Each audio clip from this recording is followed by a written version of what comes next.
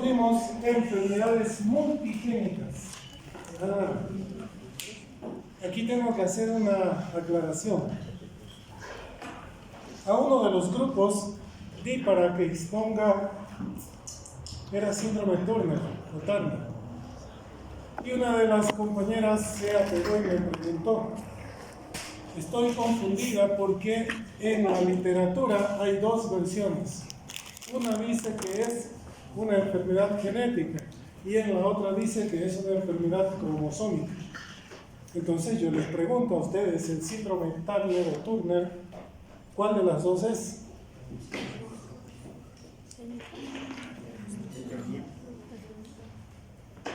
La compañera fue textual, doctor, sáqueme de dudas.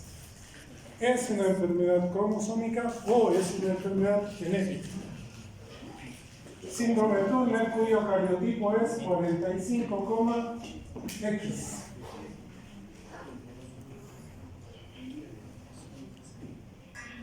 Yo les dije, yo los voy a llevar a la clase y los compañeros de ustedes me van a dar la respuesta. Suerte que no la traje. Si no, ¿qué le hubiese dicho? Vamos, doctores.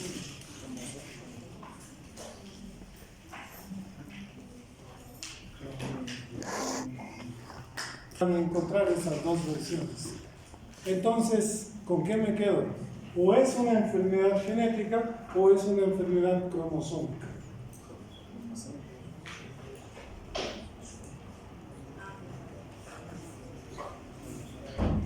Por la alteración de los cromosomas sexuales, se altera el cromosoma sexual y se puede parir esto. Es una alteración cromosómica.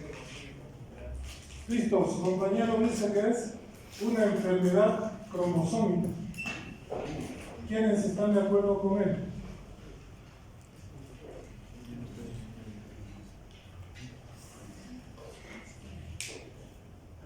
¿Cómo es? Vamos, piensen, todavía los veo con ganas de no pasar clase. De hecho, pueden retirarse si alguien no desea pasar, no hay problema. No voy a llevar asistencia. Solo les voy a preguntar en el examen, tienen que responder.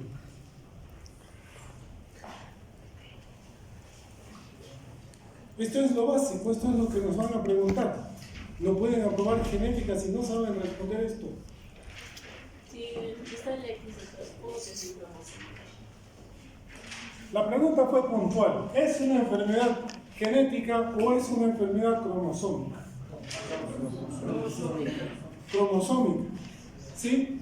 ¿Estamos de acuerdo? Profesor Reprueba, ¿ya ven? Porque está alterada la estructura de los cromosomas sexuales. La pregunta fue clara. ¿Es una enfermedad genética o es una enfermedad cromosómica? ¿Por qué ambos? No puede ser los dos. Ya vieron que entonces no se están ubicando cómo se clasifican las enfermedades genéticas. Monogénicas, multigénicas y cromosómicas. El síndrome Turner, señores, es una enfermedad genética.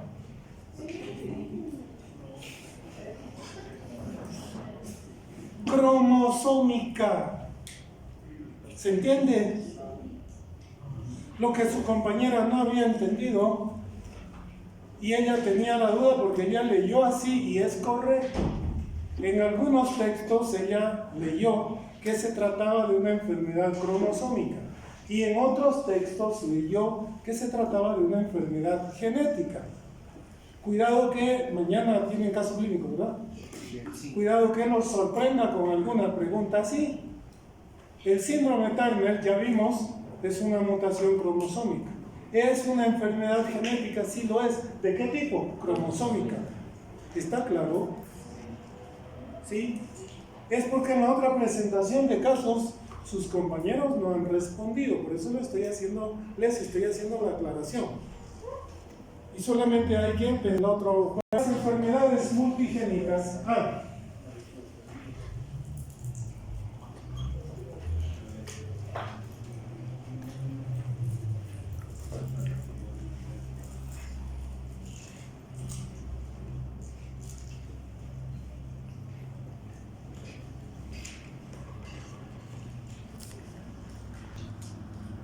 Primero tenemos a las enfermedades monogénicas.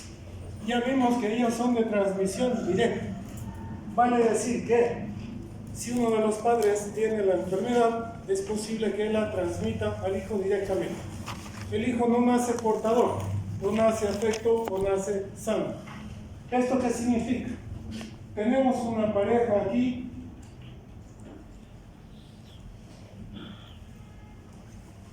y esta dama ha tenido 2 hijos con este varón.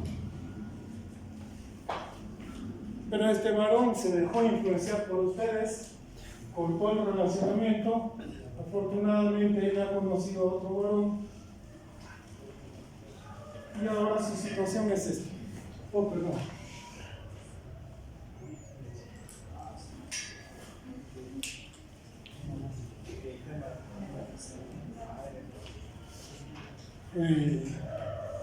¿Recuerdan su nombre? Jorge, vamos a suponer que ella es afecta.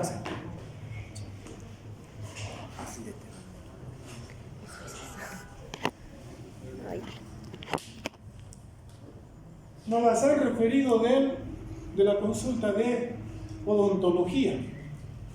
¿Por qué no las han referido? Porque encontraron una característica bucodental diferente a lo común. Y el odontólogo está pensando en un querubismo. A ver, busquen qué es un querubismo. No la escuchamos, pero acá nadie la escucha. El querubismo es una enfermedad genética poco común que afecta a los huesos de la cara, especialmente la mandíbula y en algunos casos el maxilar. En el patrón de autosómica dominante. Es autosómica dominante. Entonces, fíjense, esta no es una enfermedad tan rara. Si ven las fotos, son personas cachetonitas. ¿Han visto? Sobre todo en los niños pasan desapercibidas, porque ¿qué niño no es cachetoncito? Y si ven las fotos, entonces no hay más. La manifestación principal está a nivel del aparato bucodental. Tienen apiñamiento dental, tienen maloclusión dental, tienen predisposición a caries dentales, tienen irregularidad en erupción dental, entre otros. Nos los acaba de mandar el odontólogo. Pero la situación ella es la afecta de querubismo. Y la situación de ella en este momento es esta. ¿Qué debemos esperar si nosotros tenemos a esta paciente que nos las han mandado? ¿Qué debemos esperar de los hijos?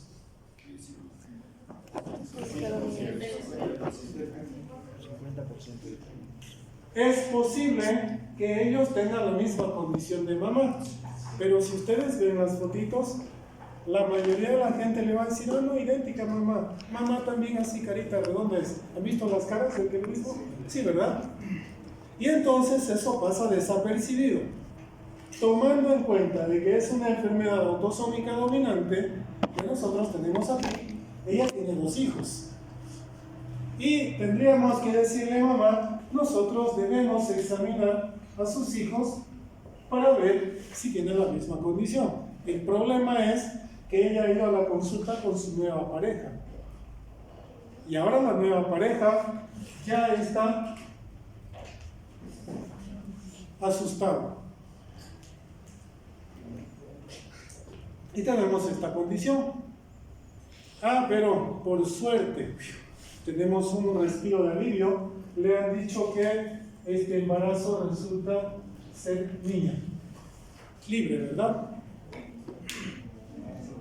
¿Por qué? No me contradigan. ¿Cómo sería entonces? Pero si es niña. ¿Y qué tiene que ver que sea autosómica? Porque se transmite a ambos sexos por igual. ¿Queda claro? Si se les va a preguntar algo así, ustedes cuidado se estén perdiendo en este tipo de cosas. El patrón de herencia autosómica dominante, tanto la autosómica recesiva también, se transmite a ambos sexos por igual. O sea, no interesa el sexo del producto. ¿Estamos? ¿Cuántos tipos de herencia habíamos visto? ¿Cuántos tipos de herencia habíamos visto? Por eso rápidamente su cabeza debe volar y debe venir aquí a la célula. ¿Cuántos tipos de herencia?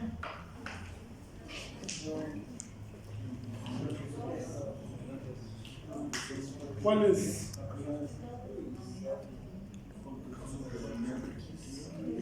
Vamos, señores, ¿cuántos tipos de herencia monogénica?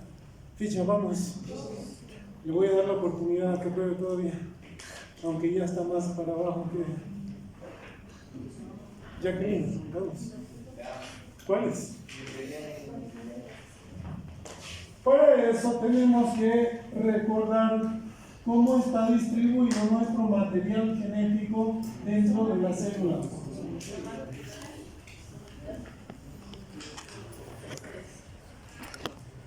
Y entonces hacemos una raya y ahí tenemos a los tipos de herencia. ¿Cuántos habían sido? ¿Por qué dos? Hay la dominante, la obsesiva, la ligada. No, señor. Porque aquí tenemos otros organelos. Entonces, a esto que se transmite a través de los autosomas se denomina herencia autosómica. A esto que se transmite a través de los cromosomas sexuales, herencia ligada al sexo. Y a esto que se transmite a través de las mitocondrias, herencia mitocondrial. Ahora sí, eso no se les tiene que perder de vista, ¿me entienden? Pero estamos hablando de las condiciones monogénicas, en el que si uno de los progenitores tiene una enfermedad, tiene una probabilidad, dependiendo del patrón de herencia de esa enfermedad, de transmitirla a su descendencia. Si su descendencia resulta con la transmisión, entonces afecta directamente. Puede ser una enfermedad o una característica. Que dicho sea de paso, en la tarea de hoy van a leer la especificación, deben resaltar 2 características de su genealogía familiar y al menos 2 enfermedades. Imposible que en una genealogía familiar no haya cuando menos 2 enfermedades. Alguien me puede decir, como aquí el caballero, mentira, en mi familia todos son sanos. Y yo les diré, es mentira. Porque si revisamos en este momento sus abuelitos, aunque ya no estén, seguramente fallecieron hipertensos, seguramente tenían artrosis, seguramente tenían algo. Entonces es imposible, ¿me entienden? Y en cuanto a características, a ver, vamos a ver, ¿qué tiene? Mirada de picardía, eso de repente alguien no tiene en la familia. A ver, Jacqueline. Flojera congénita. Listo. Cualquier característica. La cosa es, atiendan. No estoy haciendo bullying, solamente un ejemplo. La cosa es que ustedes comiencen a ejercitar para ver cómo se segregan las condiciones en las genealogías familiares. ¿Me entienden? Y entonces, ¿qué debemos esperar de cualquier proceso patológico?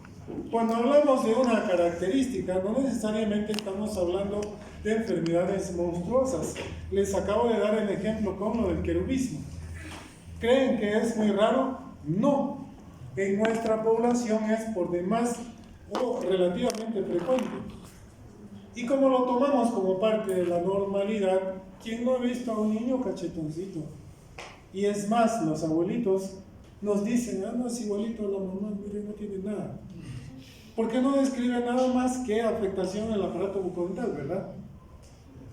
¿Sí? Entonces eso es lo que vamos a hacer en el ejercicio. Pero eso está implícito ya en esto de aquí. Cuando nosotros hablamos de enfermedades multigénicas, a diferencia de las monogénicas, 2 diferencias fundamentales. ¿Cuáles serían? La predisposición. A ver, algo más, falta. Hay portadores. Sí, hay portadores, pero ¿cuáles serían las diferencias más destacables? Las son varias. Eso es lo primero. que en las monogénicas basta la mutación de un solo gen. Mutación, variante o polimorfismo es exactamente lo mismo. ¿De acuerdo? Si en el libro leen producido por tal variante, significa una mutación. Un polimorfismo es una mutación. Ahora, en el caso de las monogénicas, basta una sola mutación génica para manifestar una característica o enfermedad. En cambio, en las multigénicas se requieren múltiples mutaciones, pero no para desarrollar la enfermedad. ¿Solamente para qué? Para exhibir predisposición a esa enfermedad. Y si a eso le sumamos factores de riesgo ambientales, entonces se expresa o se manifiesta esa enfermedad. Primera diferencia. Segundo, ya me habían dicho que en este caso es de transmisión directa, en este caso no, podemos ser portadores para muchas de ellas. Otra diferencia abismal, que lo habíamos visto en patrones de herencia. Si yo sospecho de esto, del querubismo, es una enfermedad autosómica dominante. El hecho de ser dominante, y si yo hago la genealogía o el genograma familiar, o hay personas afectadas o hay personas sanas. Pero generalmente, cuando se va segregando, hay afectados en todas las generaciones. En las enfermedades multigénicas, como hay portadores, hay saltos generacionales. Pero hay otro detalle, hay fenómeno de agregación familiar. Por eso es que vemos familias en las que hay más de un diabético, más de un hipertenso, ¿me entienden? O de repente más de un artrítico o más de un asmático. Porque como son enfermedades multigénicas, no es que se estén heredando de padre a hijo, pero sí se está segregando los alelos que predisponen a esa enfermedad. ¿Hasta ahí se entiende? Esa parte no se nos tiene que perder de vista. Como médicos, nosotros vamos a hacer nuestra anamnesis.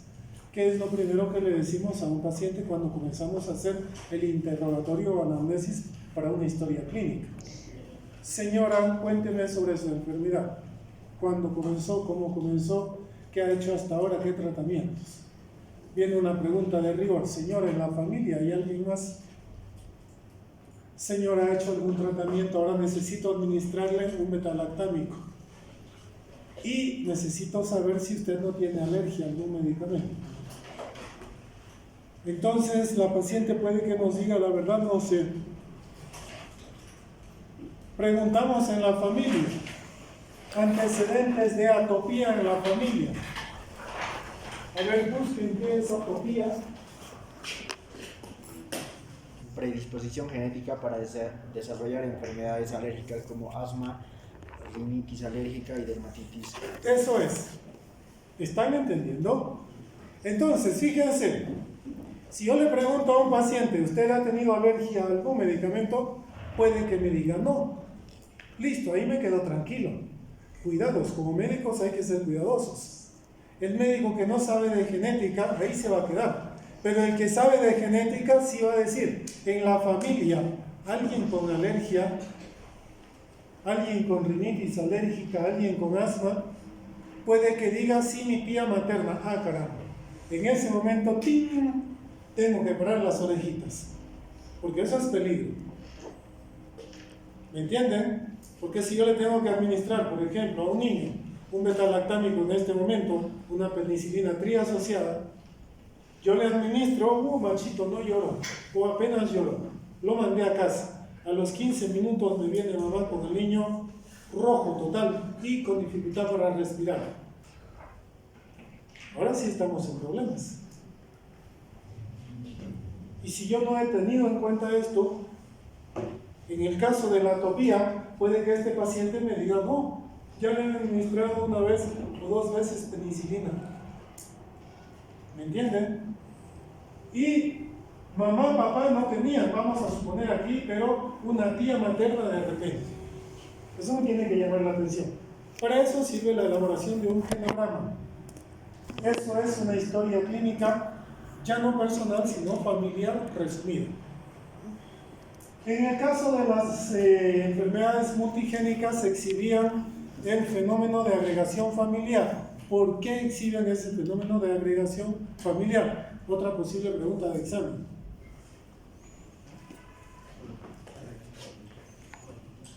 ¿Por qué?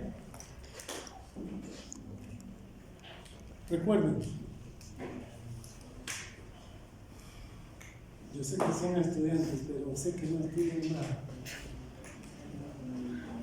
Ahora, además son estudiantes de la gloriosa Unifrance y están en la era cibernética. Ya no toman un apunte, ya todo es con el celular. Quisiera que les convulsione un paciente y que digan, espera un ratito, voy a sacar mi celular. ¿Cómo es?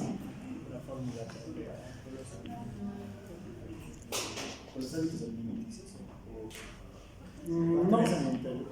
No. Vamos. Yo les pregunté en los casos clínicos, ¿recuerdan? ¿Cuál era por qué las enfermedades multigénicas exhiben el fenómeno de agregación familiar? Esto significa que hay más de una persona afectada en una genealogía familiar. Vamos a suponer la hipertensión arterial. Es una enfermedad multigénica. ¿Y por qué hay muchas personas en una misma genealogía afectadas? Porque nace con la predisposición y también el ambiente. Sí, pero hay otro fenómeno genético que se llama ¿qué? Efecto epigenético. ¿Qué se llamaba eso? Por correlación génica. ¿Por qué? Porque como corresponden a la genealogía familiar, puede que esos genes o alelos que predisponen se estén segregando en la familia. Y ya habíamos visto que entre hermanos gemelos monocigóticos compartimos 100% de información genética. Entre hermanos gemelos disigóticos compartimos un 50% de información genética. Entre hermanos simples no gemelos compartimos ¿cuánto? Un 25% de información genética. Entre primos primeros compartimos un 12.5% de información genética. Entre primos segundos compartimos por lo menos un 8 a 10% de información genética. Primos terceros, ¿saben lo que es primo primero, primo segundo y primo tercero? ¿Verdad? Primo primero es mi primo hermano. Primo segundo es mi primo primo. Es decir, hijo de una tía. ¿Me entienden? No de una hermana de mi mamá. Los primos hermanos son los primos primeros. ¿Se entiende hasta ahí? No entendí. ¿Se entendió eso o no? ¿Cómo no? ¿Dónde está Natalie, no? Y Edison. Natalie y Edison son hermanos, así que ni le digan a Natalie. Es bueno para las primas. Sus hijos de ellos son primos hermanos o primos primeros. Pero si vamos a suponer, recuerden su nombre, vamos a suponer que Edison con Gabriela son primos. Sus hijos de ellos son primos segundos. O lo que equivale a decir primos primos. ¿Me entienden? Y en el caso de primos terceros, ya es un grado menor de parentesco. ¿Cómo se clasifica? En el caso de los primos terceros, tiene que ver, es que hay que retroceder 2 generaciones más a los abuelos. Es decir, que los abuelos sean hermanos, los hijos terminarían siendo primos y después los hijos ya son Primos segundos. primos, así como le digo aquí. Primos terceros. ¿Entienden? Ya, hasta aquí estamos, entiendan. ¿Qué más tenemos que destacar de las enfermedades multigénicas, de lo que hemos visto? Cuando hablamos de fenómenos de agregación familiar, esto es lo que hace confundir a la escuela médica antigua. Esto es lo que les hace suponer que las enfermedades se han ido heredando. Por eso les decía, llega el paciente a la consulta, se les han hecho una serie de estudios y se termina diagnosticando diabetes mellitus. La primera pregunta del paciente médico es: ¿por qué, doctor? ¿Cuál es la causa? El médico dice: es genético. Está bien. ¿En la familia hay alguien con diabetes? Sí, mi tía y mi mamá. Ahí está. Y entonces el paciente se va a casa pensando que le transmitieron o que le heredaron la diabetes, ¿no? Y no le heredaron eso, solamente que por correlación familiar la predisposición, porque comparte alelos o genes con esa genealogía familiar. Ahí no hay más donde perderse. ¿De acuerdo? En mutaciones. Para entender mutaciones,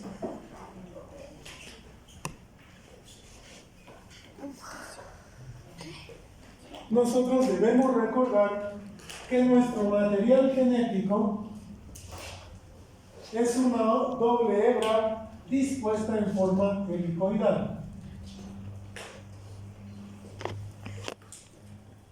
que cuando la cromatina se condensa ya deja de ser codificable y se fragmenta, constituyendo unos corpúsculos denominados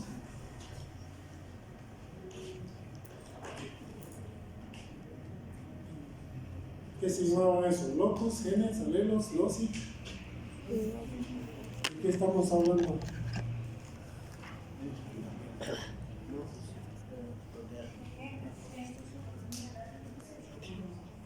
Se fragmentan unos corpúsculos denominados cromosomas. Y que cada cromosoma a su vez es un conjunto o cadena de genes. Vamos a amplificar un punto de un cromosoma. Si lo amplificamos aquí, acá tenemos exactamente lo mismo, pero ya a mayor escala. O digo a menor escala. Eso es un gen. Y si nosotros a su vez amplificamos un punto de este gen, ¿qué tendremos ahí? Posiblemente un nucleótido y aquí enlazado otro nucleótido. Sí, ¿verdad? De este nucleótido, ¿cuál es el que está enlazado con su par? La base nitrogenada. Vamos a suponer que en este caso es una purina. ¿Cuál sería aquí? La adenina enlazada ¿con quién? Con la timina. Listo. Hemos ido amplificando.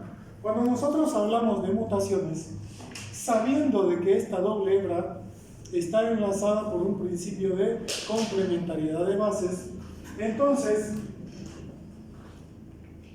aquí nosotros vamos a poner a nuestras purinas, adenina y guanina.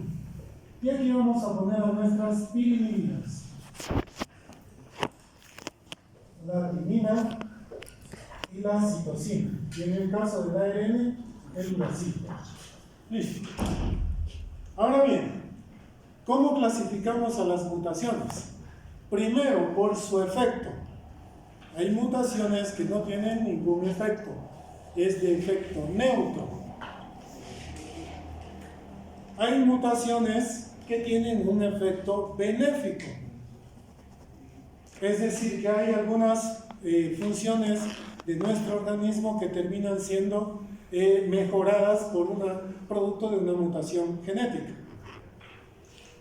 Hay mutaciones que pueden ser nocivas.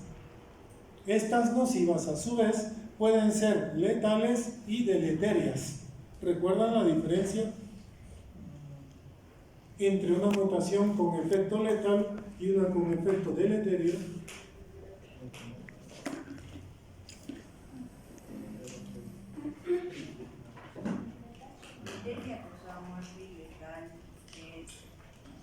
factor de riesgo. Las dos provocan enfermedades mortales, solo que las letales no dan la opción a reproducción, es decir, a que la persona pueda procrear descendencia. En cambio, las deleterias también producen enfermedades que son mortales, pero de repente esa mortalidad es en etapas tardías, permitiendo la reproductividad de esas personas. ¿Estamos? Ahora, por la cantidad de material genético implicado, estas mutaciones pueden ser de 3 tipos. ¿Cuáles eran? Según la cantidad de material genético implicado en una alteración o en una mutación, estas a su vez se subclasificaban en 3 tipos. Las génicas o puntuales o moleculares, las subcromosómicas o regionales, conocidas como anomalías cromosómicas estructurales, y las cromosómicas o genómicas, conocidas como anomalías cromosómicas numéricas. Hasta ahí estamos. Si les tuviese que preguntar, las mutaciones cromosómicas a su vez se subclasifican en, ¿cuál sería la respuesta? ¿Cuál? No. Las mutaciones cromosómicas o genómicas a su vez se subclasifican en... No. Eso es. 2 grupos nada más. Las euploidías y las aneuploidías. No se olviden que las mutaciones cromosómicas o genómicas afectan al número de cromosomas. Y entonces estas pueden ser de tipo euploidías o aneuploidías. En especie humana las euploidías son inviables, es decir, son letales 100%. En muchos de los casos ni siquiera permiten el nacimiento. ¿Se entiende?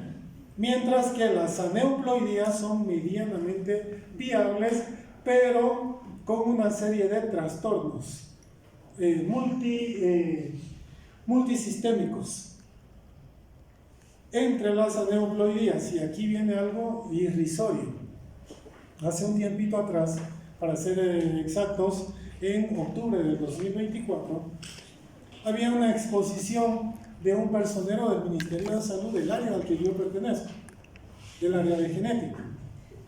Y entonces, salud, una de las doctoras que venía de Sucre decía: en mi hospital, desde el año 2017, ya hacemos diagnóstico prenatal para aneuploidías. Oh, bien.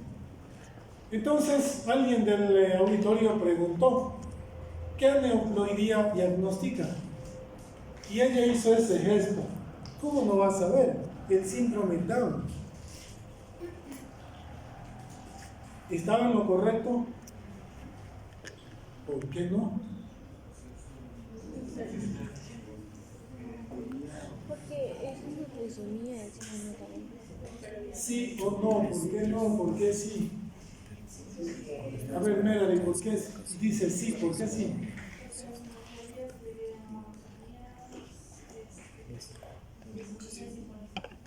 Entonces no estaba correcto lo que ella dijo, porque aneuploidías es un grupo grande, no es solo síndrome Down. Y dicho sea de paso, el síndrome Down no es solo aneuploidía, y ustedes saben. ¿Sí?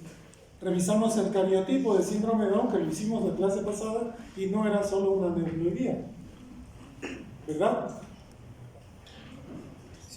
Porque decimos síndrome Down, aneuploidía solamente al que es trisomía libre. Pero el que es una translocación ya no es una aneuploidía, ya es una mutación subcromosómica regional. ¿Recuerdan? Y el que es mosaicismo ya es una condición mixta. Entonces, por eso les digo, es fácil perderse. Aún los médicos que manejan esto fácilmente se pierden. Les aseguro, y se van a acordar, de esa cabeza pelona cuando vayan a un hospital y le pregunten al médico, doctor, ¿el síndrome Down se hereda? Y le digo, bien. Y va a ser esa su respuesta.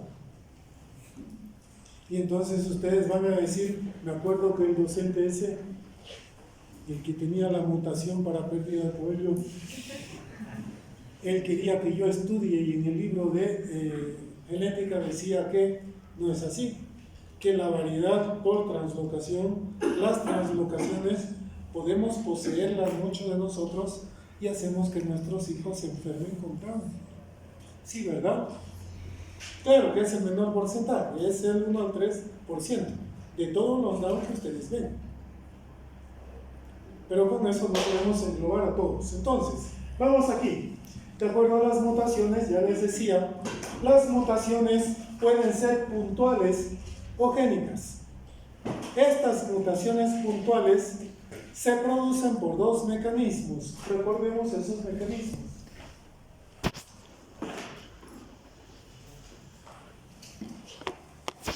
Van a hacer pregunta de examen obligado.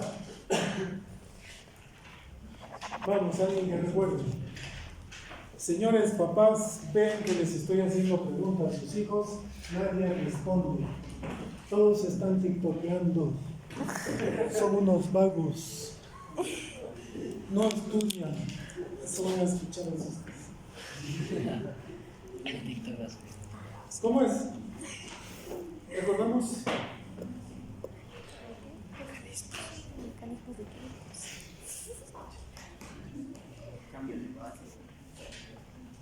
Las mutaciones puntuales se producían por dos mecanismos. ¿Cuáles son esos dos mecanismos? Descritos en mutaciones puntuales. ¿Cuál? Transición y traslación. Eso sí. Una es la transición y otro es la transversión.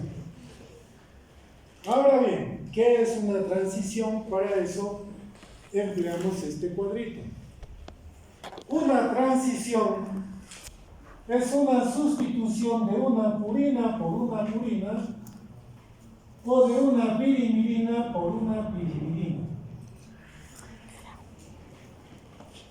En cambio, una transversión es el cambio o sustitución de una purina por una pirimidina o viceversa, cualquiera que sea.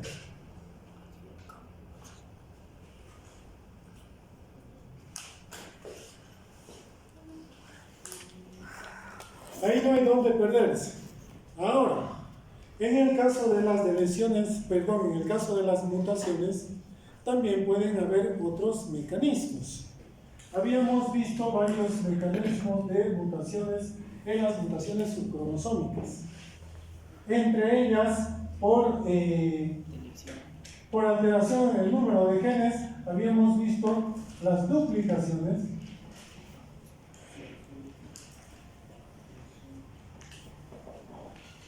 o las inserciones.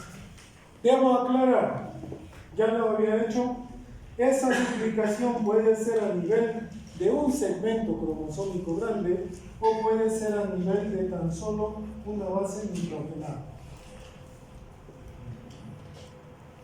Lo mismo con las deleciones. Se puede deletar. ¿Qué era la delesión? Pérdida de un segmento de ADN. Se puede deletar un fragmento cromosómico grande o se puede deletar solamente una base nitrogenada. Es decir, que aquí donde debió haber una adenina, no existe. Esa es una delesión molecular. Por alteración en la disposición de los genes, una translocación es un intercambio, pero esa translocación, cuando ocurre a nivel subcromosómico, se conoce como translocación, pero cuando ocurre a nivel de una base nitrogenada, se conoce como que no.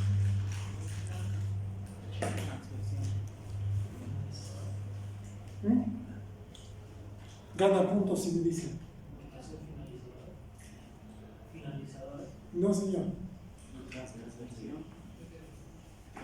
Sería o una transversión o una transición. Me va a hacer recuerdo enseguida para anotar. Tiene su punto. ¿Su nombre es? Junior, me va a hacer acuerdo. ¿Listo? ¿Han entendido, verdad? ¿Sí? Ya quizá me entendió, no entendió.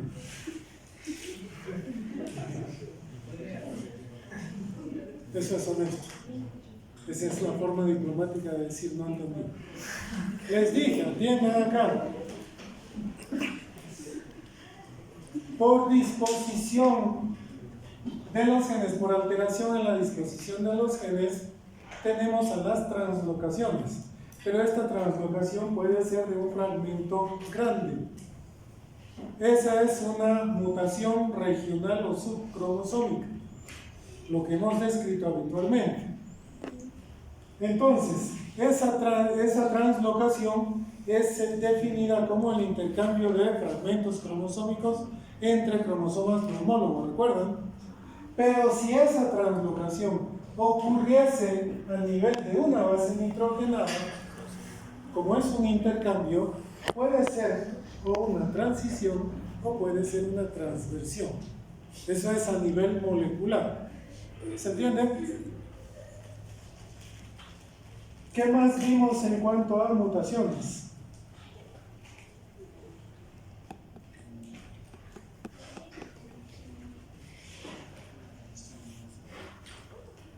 Se les traen a la consulta, ¿lo atenderían ustedes? Vamos a suponer que están saliendo médicos, su primera consulta, medicina general. ¿La atenderían a un paciente con Down?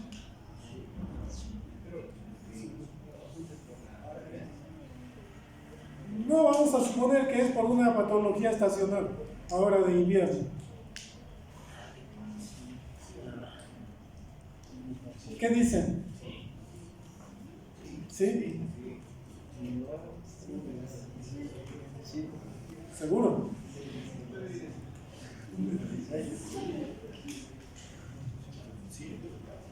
Señores, esto van a tener varias veces, no una sola vez. Obviamente van a tener que atenderlo. ¿Me entienden? Vamos a suponer que el diagnóstico es una faringitis aguda en ese paciente con Down. Esto es algo que no entienden mucho de los médicos. De hecho, ya yo lo he vivido muchas veces. Es paciente especial con Down, ¿no? No, vaya de genética. Y cuando yo examino al paciente, resulta que es una faringitis aguda. Y digo, ¿pero por qué? A ver, buscaremos si en el libro dice faringitis del síndrome de Down. No dice eso. Es faringitis. Aquí en la China. Para cualquier persona, ¿entienden? Y de ahí nosotros hacemos recién nuestra derivación pertinente. Haremos los estudios que deberían hacerse para todo paciente con síndrome de Down. Que, dicho sea de paso, cada enfermedad genética tiene un protocolo de seguimiento. Por ejemplo, si hablamos solamente del síndrome de Down, hay médicos que dicen, bueno, si es Down no podemos hacer nada. Y eso es mentira. Si en este momento vemos el protocolo de seguimiento de un síndrome de Down, les dirá, a los 2 meses hay que hacer perfil tiroideo, a los 6 meses hay que ver maduración ósea, al año de edad hay que hacer tal cosa, a los 3 meses hay que hacer tamizaje auditivo, tamizaje oftalmológico, y así cada tiempo va haciendo su protocolo de seguimiento. Pero bueno, ese es otro tema. Entonces, en mutaciones ya no hay problema. ¿Queda claro? ¿Sí? Y listo, por último, tenemos los exámenes genéticos. En caso clínico, si tengo sospecha de que un paciente es afecto por una mutación cromosómica, cuando hablo de mutación cromosómica, estoy haciendo alusión específica a alteraciones numéricas. Si tengo un paciente con sospecha, ¿cuál sería mi examen de elección para poder pedirlo? ¿Lo mando a genética o podría pedirle yo? El cariotipo clásico, porque el cariotipo clásico me permite determinar anomalías cromosómicas numéricas, llámense aneuploidías de tipo trisomías, monosomías, nulisomías, entre otras. Entonces, de ser así, le pediré un cariotipo, pero ahora les hago la pregunta que viene con esto, acompañando. Resulta que tengo a mi paciente con esa sospecha y es un recién nacido, pero es de área rural. Y papá me dice que no tiene condiciones para quedarse aquí, así que necesita retornar a su departamento, a su provincia, donde quiera. El cariotipo clásico, ¿cuánto tiempo lleva? Aproximadamente 4 semanas, 4 a 6 semanas. ¿Por qué? Porque requiere de cultivo celular, no es rápido.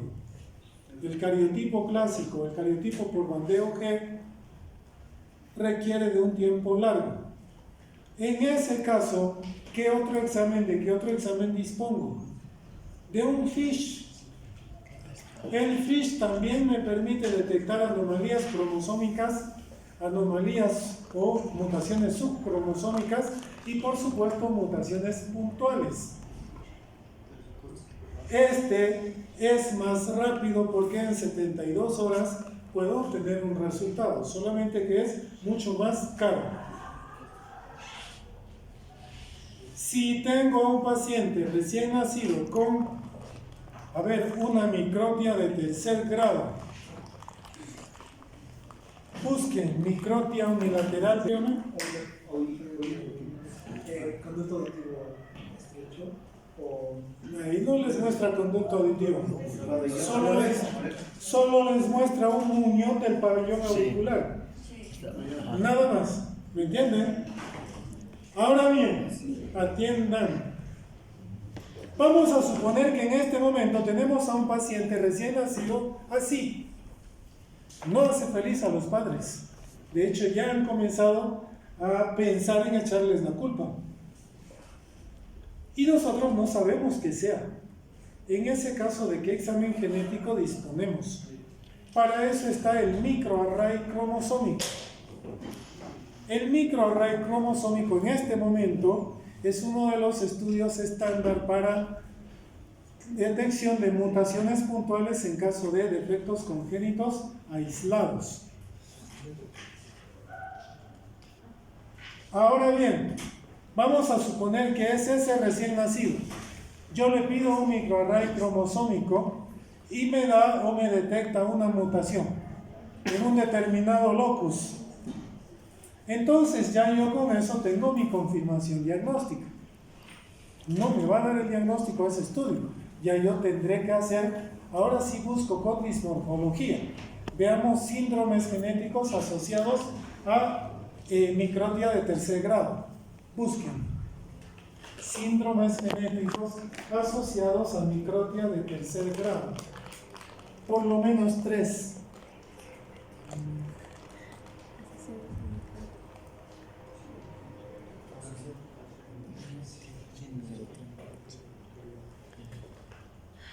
Uno, 2, Golden Heart. 3.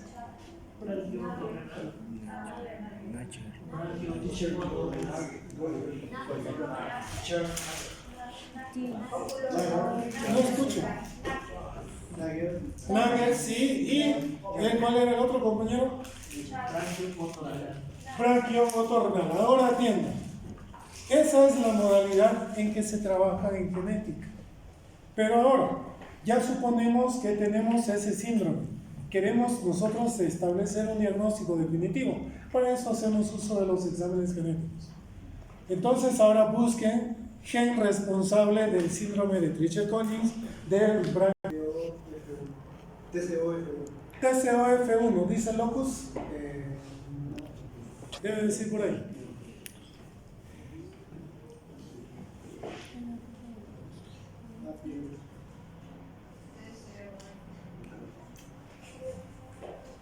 ¿De Golden Hand?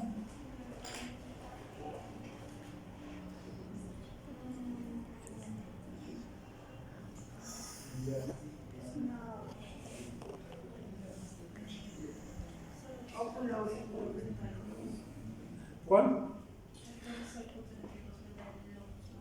Locus, pero tiene que decirle el gen.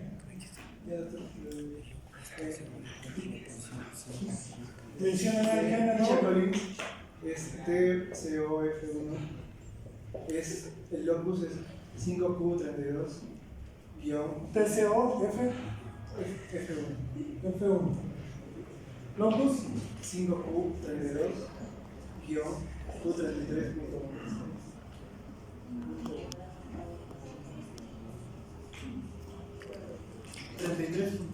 listo. Ahora me complica. Con esto, recién nosotros, si ya le hemos hecho el array cromosómico, el microarray cromosómico, y hemos detectado la presencia o la mutación en este gen, ya tenemos nuestra confirmación diagnóstica para un caso de Treacher-Collins y solamente vimos en ese recién nacido un muñoncito del pabellón auricular. ¿Han visto? Así es como funciona. Pero nosotros tenemos que saber, ahora interpretamos esto, porque este es el resultado del laboratorio, esto de aquí.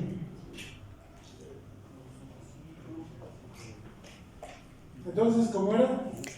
Del 1.33. Comenzamos por el segundo número. 33. Región 3233.1 del brazo largo del cromosoma 5. Ahí está la mutación del gen TCOF1 responsable del Treacher-Collins.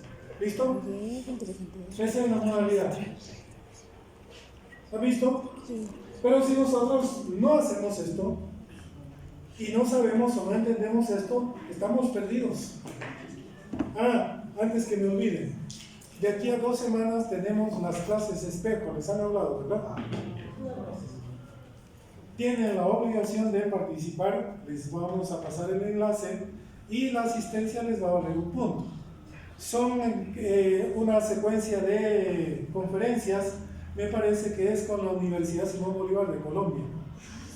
Participan todos los que están en genética. Se exponen docentes de aquí y docentes de allá también. Eso enriquece porque eso es aumentar el conocimiento. Vamos a ver qué tema dan los del otro paralelo. Yo en la presentación que yo haga, yo les voy a preguntar. Cuidado, me hagan quedar mal, porque a los varones van a ver colombianas dando luz. A las chicas igual, obviamente. Imagínate un colombiano. ¿Se entiende esta parte? Atiendan. ¿Se entiende esto? ¿Sí? Entonces, cuando nosotros hablamos de exámenes genéticos, ¿qué finalidad tienen los exámenes genéticos? Es la confirmación diagnóstica. Es buscar o identificar mutaciones responsables de posibles enfermedades genéticas o de cualquier característica. ¿De qué exámenes genéticos disponemos? En este momento, en nuestro entorno, aquí en Bolivia, ¿disponemos del cariotipo clásico? Sí. ¿Disponemos del cariotipo por bandeo G? Sí. ¿Disponemos de el elongamiento, ¿cómo se llamaba esto? El cariotipo por bandeo expandido o extendido? Sí. ¿Disponemos del FISH? Sí. ¿De la PCR? Sí. ¿Disponemos del microarray cromosómico? Sí. Lo que no tenemos en Bolivia y todavía estamos lejos es el CRISPR o la técnica CRISPR, que es la edición genética. Que cuando tengamos eso, pues nos vamos a considerar un país desarrollado. Perú tampoco lo tiene. No, digo que ¿Qué necesidad podía? Bueno, estoy hablando de nuestra realidad de ambos. Y todavía no tenemos el CRISPR en el Instituto de Genética de Lima.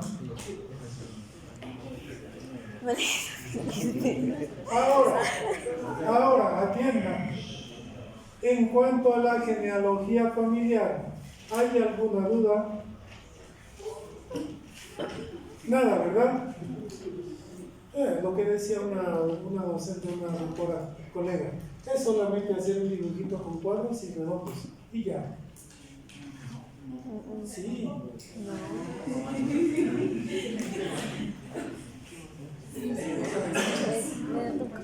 En el árbol genealógico nuevamente deben destacar 2 características familiares y 2 enfermedades en ese linaje familiar. Aunque no sean genéticas las enfermedades, pero que se hayan segregado, es decir, que más de un miembro de la familia haya padecido la misma enfermedad. Jackie Chan, en su caso la flojera congénita, si hay más, entonces usted...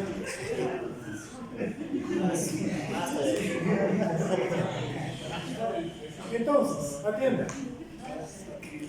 Una vez demos el examen, esto es lo último. Una vez demos el examen, el último tema que nos queda, ya han visto los que pasaron embrio conmigo, es defectos congénitos. Con ese tema nosotros terminamos el avance y de ahí nos dedicamos a la etapa investigativa. De ahí son puras exposiciones. Pero ya van a tener enfermedades específicas puntuales. La única forma de que aprendan genética es viendo enfermedades. Porque como esto no lo van a ver todos los días, y aunque lo vean, no se diagnostican todos los hospitales.